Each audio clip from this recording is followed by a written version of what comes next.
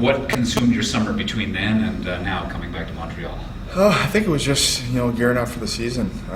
Trying to get working out with my trainer and just getting back on the ice. Obviously hadn't been on the ice for a while with the injury, so getting on the ice and getting back skating and feeling for the game.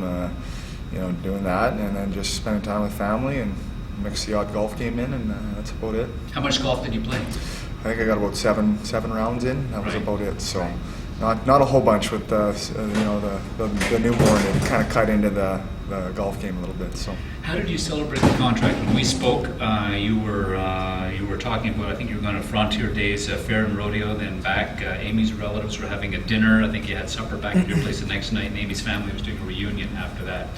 How did you celebrate the new contract? Yeah, we just. What's up, bud? Oh, you need your keys? Thanks, man. Hey, bud. Be down a bit. We just. After signing the contract, it was my wife's family reunion, so we just spent time with them and just kind of hung out and enjoyed their company and had a few cocktails, and that was about it. Life with this guy down here now. You and Amy and your two kids are living with him until you're out house hunting now, I guess? Yeah, we've been looking at some houses. Obviously, we like to get settled, to get the family settled and stuff, so it's been great. I mean, he's pretty laid back, and my wife's a pretty good cook, so it seems to work out pretty good. So. The first thing he said right away when I asked him the other day, he said that you'd be responsible for laundry and Amy was doing the cooking, so it was a good deal for him. Yeah. Is it a fairly easy thing to just sort of drop in with a teammate and stay with him? Yeah, I think so. I mean, obviously, he's a great guy for allowing us to bunk in with him for a little bit here, so. But he's a teammate, and we're comfortable around him, and he's great with my little guy, and he said he's got 2 dogs, so my little guy's loving that, playing with his dogs, so it's been a lot of fun. When did you get to Montreal, actually? When did you come down? It was the September 8th, I believe. Okay. Yeah, right. so we've been in for a couple of weeks now. So. Was there any thought, Travis, to stay back west because it really did look like a lockout was going to be inevitable? Was there consideration to stay out there because you needed to get a place and because you wanted to come back to town and get settled, that you knew you were going to come back no matter what? Yeah, I think the plan was to come back no matter what. I mean, for me to go back home in Swifty, there's not too many people to skate with, and then at the end of the summer we always go to Kelowna and skate out for a couple of weeks out there with and spend time with Amy's family out there. So we just kind of wanted to get settled, get the kids, somewhere where they feel like they're settled, instead of moving them around all the time. It's hard on the kids, so we just wanted to get to Montreal and get a place and get settled and get them in a routine. Did you drive down or did you fly in? We flew. Yeah. It's a long drive for a 3.5-year-old and a 7-month-old, so right. Flew in and then shipped our vehicle out. Okay, so is the vehicle, has it caught up to you yet now? Or? Yeah, it came out. Did actually beat us out there, so yeah. How difficult a job is it hunting for a house? Are you getting closer, or are you in a real hurry at this point, or what's the deal? Well, we're in a little bit of a hurry just to actually get in, get something, and get settled, and make it home. So we've narrowed it down to a few, and we'll go check them out a little more, and hopefully we find something we love. Well, what do you remember about the lockout itself? What were your feelings at the time when it happened? Yeah, I mean, I was pretty young. I didn't really understand everything that was going on as much, but I mean, playing in the minors, it was great for me to be able to go down and play and keep getting better, and able to we had a great team. I mean, it was a great league that year because there was a lot of guys that were sent to the minors that had played the year before. So, but it was great for me. Obviously disappointing at the same point because it was a year that I could have been in the NHL, but it was still a lot of fun. Yesterday, the Canadiens held their golf tournament. That's an event that you guys normally would be at and would be front and center. What consumed your day on the day that the Habs had their tournament? What were you doing yesterday? Not a whole bunch. We were looking at houses and just spending time with family. That's about it. We went out for supper with the Prices, and it was a pretty average day. How connected to the talks are you, Travis? I know the talks are in a state of suspended animation right now, and everything that I've heard, though, is that the PA, the communication among the players and the executive, the negotiating committee has been excellent. And you guys can pretty much stay in touch by email, conference calls, fairly regular communication. How involved are you in what's going on in the process of trying to get a CBA done? Yeah, I'd say I'm pretty involved. I check the emails every day and go through them and read into them. I was in New York here last week, and for the meetings there. So it's a lot to take in. There's lots of stuff going on back and forth, and obviously we're not talking right now, but we feel confident. Hopefully we can get a deal done. We're all together. I said all 700 players, we're in this together, and we're ready to try and get a fair deal done. How are you staying in shape as you sit here and wait? You've spent the summer training, you're kind of ready to go. Tomorrow would be the day you'd be reporting here in BROSSARD for medicals, and then the camp, you guys would be on the ice, and there'd be hundreds of fans, packing the stands and so on, and it's just like this bizarro universe. It's like everything has just been put in a state of hold. How are you keeping yourself physically and mentally ready to go for when and if this thing gets itself sorted out? Yeah, it's tough because you train all summer, and you try and build yourself up to hit your peak conditioning right at camp, and now we're not sure when we'll be back. So it's kind of tough. I think some of us, we're still going to train hard, but at the same point you can't burn yourself out either. And, you'll take the odd day off here to recuperate, but I think right now is just trying to stay in good skating shape and not lose too much muscle. Some guys are looking at the possibility of going elsewhere. It's not as though there are 1,000 available jobs in Europe, so some guys will catch on with other teams, and some guys may look and they may find nothing with a young family and trying to get yourself settled in Montreal. If this thing drags on, are you going to stay here, or would you be considering going elsewhere?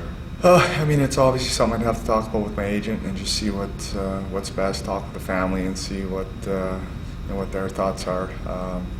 Obviously, there's the whole insurance, the risk of getting hurt over there, and you got to kind of weigh the pros and cons of that too. So, as of right now, we're staying here in Montreal. But if it drags on, obviously we'll consider maybe going somewhere to, you got to stay in game shape. So. This team has taken on a bit of a new look on the ice with a couple of additions. Francis Bouillon is back. Colby Armstrong has joined the team. Brandon Prust has joined the team, and Michel Therrien was telling Prust when he was being courted that one of the things that he wanted was sort of a guy who could go into the corner, get some dirt under his fingernails, do the work and feed two skilled guys on that line. And he'd sort of like a guy like that on every line. Would it be safe to say that he'd be a welcome addition for a guy like you, given the fact that you and Ryan have been pretty much trying to carry the load? Staubitz came in late last year, but you guys had to largely carry the load in recent seasons. To drop the mitts and to be the guy who was going to defend some of the smaller guys when other players started running around. Does a guy like Prust help you, and what does it mean to have a guy like that join you? Yeah, it's huge. I think you look around the league. You look at the Bostons and teams like that where they have a lot of grit and guys that are willing to do stuff like that. So definitely takes the pressure off me and Whitey, having another guy willing to do that. Frankie, he's pretty tough too. So obviously I think team tough is great. It's great to have for for some of the smaller skilled guys to be able to know that they're not gonna get handled out there too much. So. It's been a great addition. I think it'll be great. So we'll see. Hopefully we can get the season going and go from there. I'm not sure necessarily that the style of game that you play would be something that would have endeared you to a guy like Jacques Martin or Randy Cunningworth, but to a guy like Michel Therrien, who does like a bit of an edge to his players. And I think the style of game that you play is kind of right up his alley. Have you had discussion with Michel yet before things broke off here and you guys had to stop talking to one another? Yeah, we talked when I first got in, so he just said that he just likes the way I play and feels like I can help the team in certain areas, and obviously he likes physical guys and he likes guys that battle hard, and so I'm excited to play for him, and hopefully like I said, we can get this season going, and I like the way the team looks. One direction for you guys to go after finishing 15th, obviously, in the Eastern Conference last year, and the fact that your season didn't end the way you wanted it to with injury. What's your take on the team as it looks now, and how excited are you and the boys that you're skating with here to kind of get going?